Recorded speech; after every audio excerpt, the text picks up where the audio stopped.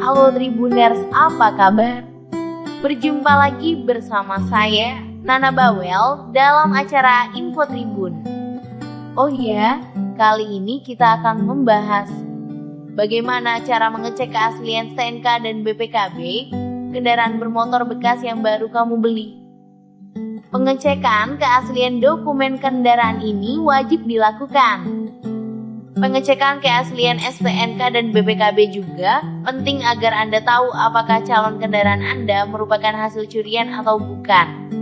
Sebab, jika ternyata pemilik kendaraan sebelumnya memberikan dokumen palsu, maka Anda telah dirugikan.